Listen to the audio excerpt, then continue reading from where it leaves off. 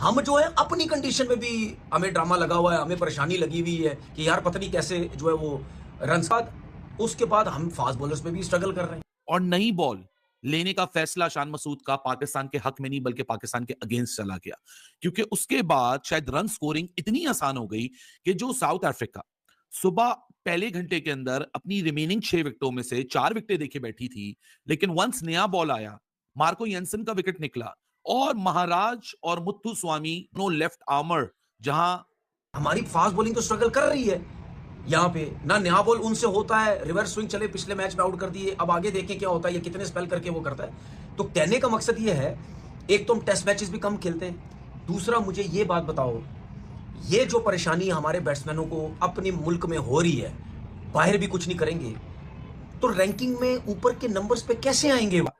और खास करके ये जो 9वीं विकेट की पार्टनरशिप है, ये बहुत शानदार, मत्थु सैमी की और महाराज की बहुत लाजवाब पार्टनरशिप हो गई है।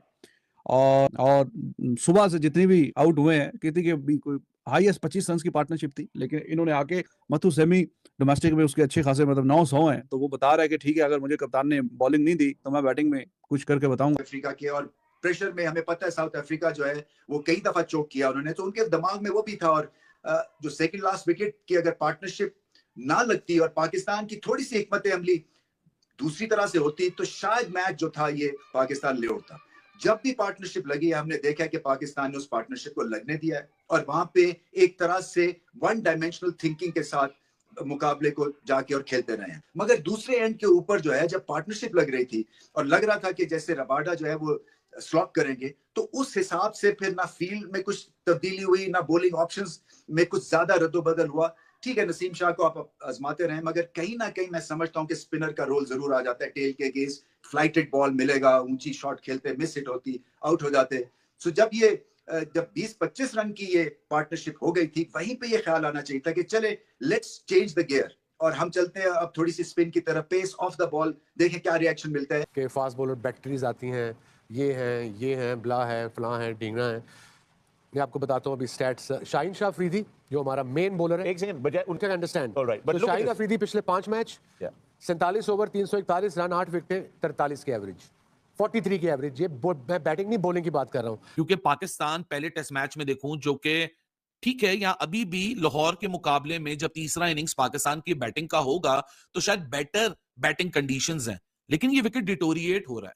क्या ये विकेट जब डिटोरिएट हो तो उस वक्त पाकिस्तान बैटिंग करने आए, तो क्या पाकिस्तान लास्ट टेस्ट मैच की सेकंड इनिंग्स का जो 167 है, क्या उसे बेहतर कर पाएगा? इस सवाल का जवाब हमारे पास नहीं है एज ऑफ नाउ।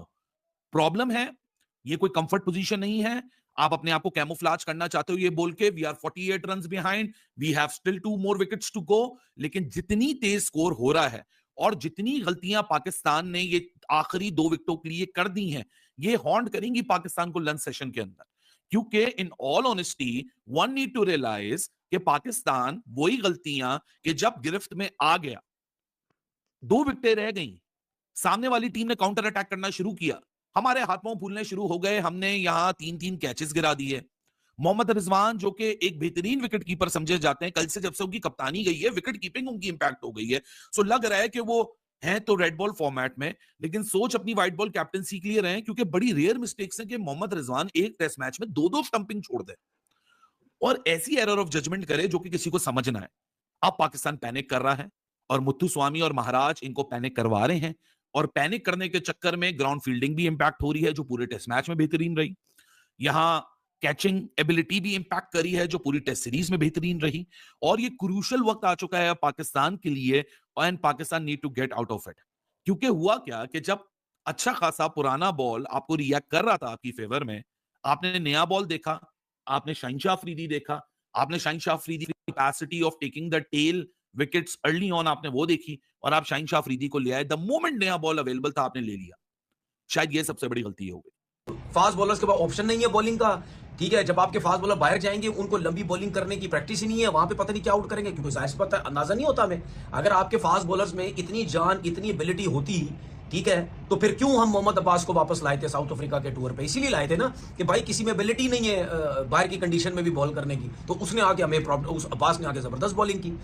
तो हमें आदत भी नहीं है लंबे स्पेल करने की, और बाहर की कंडीशन में हम 20 आउट करके भी नहीं देते, नहीं आउट करते तभी हम बाहर की कंडीशन में हार जाते हैं ना। तो फिर हमारा